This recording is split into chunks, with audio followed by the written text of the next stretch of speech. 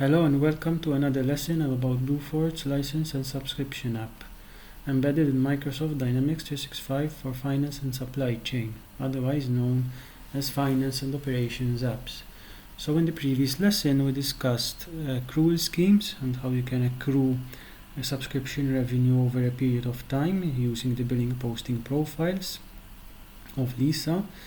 In this lesson we'll discuss the schedules of the billing posting profiles and how these can help you better manage your revenue recognition efforts. So I'd like to make immediately a clear distinction that the schedules we are discussing in this lesson have nothing to do with the use revenue recognition schedule flag here, which is set to no in this case, and the use revenue schedule flag you should only set it to true if you want to integrate the subscription with the standard Dynamics 365 revenue recognition module. And that integration with that module will show it in a future lesson in this course. So for this lesson, what I've done is that I've created this billing posting profile. I've entered the revenue deferral account. I've entered my journal names, which I will use. And then in the schedules button there, a new form will open, and here I've created the amount of revenue I want to recognize in the first billing cycle, which is 10%, in the second billing cycle, which is 50%, and the third billing cycle, which is 40%.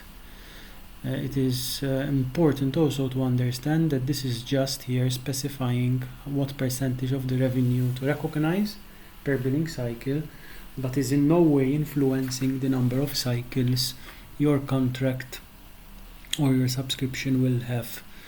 So it's important, of course, that you don't configure the amount of billing cycles here to be longer than the actual length of your contract.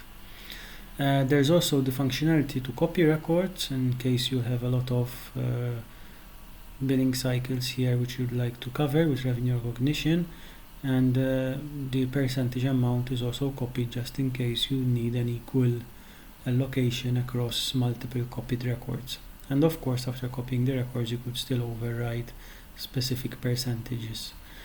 In the last column, you can see the accumulated total, and that just to give you an indication of the total percentage you've created in terms of records there.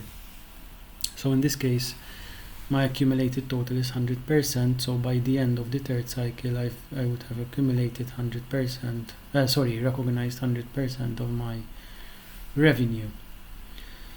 So that's all there is to say about the configuration part for this scenario. So now let's hop onto the cockpit here and create a new subscription plan. I'll choose my program type. I'll choose my billing posting profile that I just created there, and I will leave it monthly, maybe change it to rolling there, and I can just click OK. It's important that I set up my renewal options so that we have a term upon which to split our revenue recognition, since this is a contract.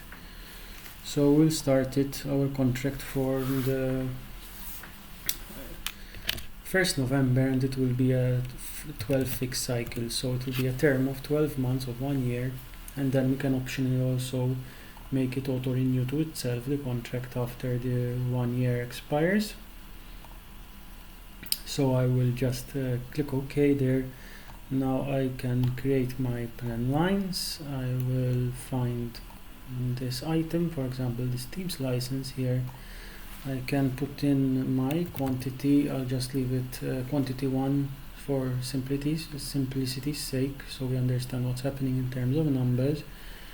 So as we can see here, the sales price per month is 100. This is the amount to be invoiced to the customer, but the total revenue recognition over the contract length for this line is 1200, because if you remember correctly, in the renewal options we specified that it's the 12 months there.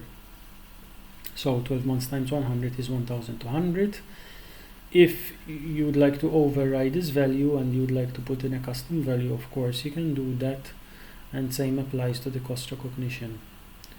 So what's gonna happen now on the first cycle, since I configured, if you remember here, 3 schedules on this billing posting profile, on the first cycle is gonna do 10% of this 1200, is going to recognize it. In the second cycle 50% of the 1200, and on the third cycle 40% of the 1200.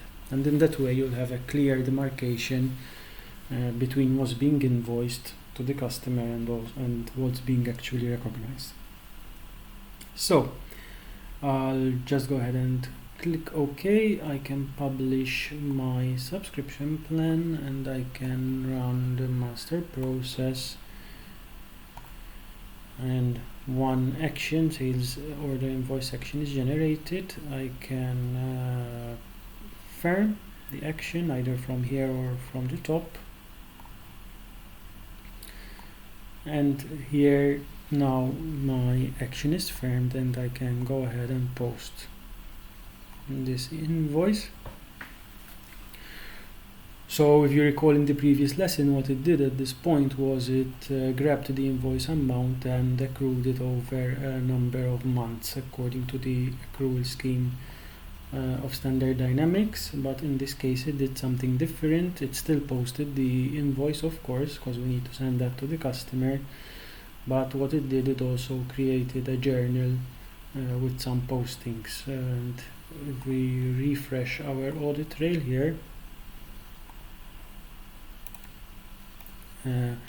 we can go to this record and view the voucher transactions, and here, like you could see here, so there's a debit on the debtor or accounts receivable and credit on the deferred revenue, and then there's the actual revenue recognition, which is different and independent from the invoice amount. So we've decided here to grab 120, get it out of the deferred revenue balance sheet account and post it to the P&L product sales revenue account.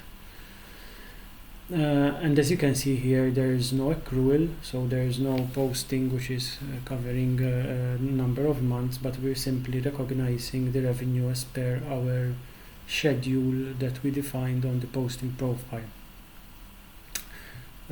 So now what I can do at this point, by the way, you can also drill through this journal here and see the same information via the journal link. So you just change the filter to post it, so you could see the journal, and then you can drill to here and see what was actually posted, or you can print the post transactions by journal as per Standard Dynamics.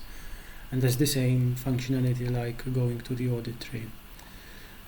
So what I'm going to do now, I'm going to move my test date by 1 month, and here's the usual reminder I do on every lesson: do not turn on the test date on a production environment, of course, because you'll have unwanted behavior by the system. So only use this on test mode on testing or development systems.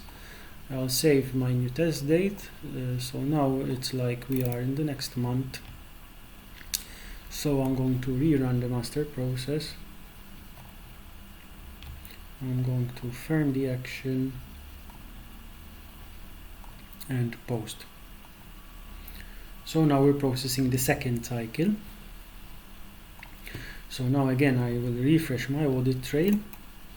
I have a new entry there, and if I go to the voucher transactions now, as you can see, the invoiced amount, the debtor count, and the deferred revenue is now still 100, because we are still charging the customer 100 every month. However, the revenue recognition, so the amount we remove from the balance sheet deferred revenue and move it to the P&L revenue, is now 600. Why it's higher? Because according to our schedule here in the second cycle, sorry, wrong button. In the second cycle we moved from 10% to 50%. So the 600 is 50% of the total contract value of 1200, and it is now calculated as 600. And now if we had to move again the date to another month and save it, we can run the master process, confirm the actions, post the action, and we can now revisit our audit trail, and you have yet again another record, of course. So same concept, the invoiceable amount to the customer remained constant. It's still going to be €100 or dollar per month, in this case dollar, until the end of the contract. But again, our revenue recognition amount changed. It went down to 480 this time, and again, if we consult our schedule, that makes sense because we went from 50% down to 40%. So as you can see now, we fully recognized the full amount of the subscription over the first 3 cycles of the contract. And now there will be no longer, from this cycle onwards, there will be no longer any revenue recognition posted for this contract because we fully recognized everything in the first 3 months.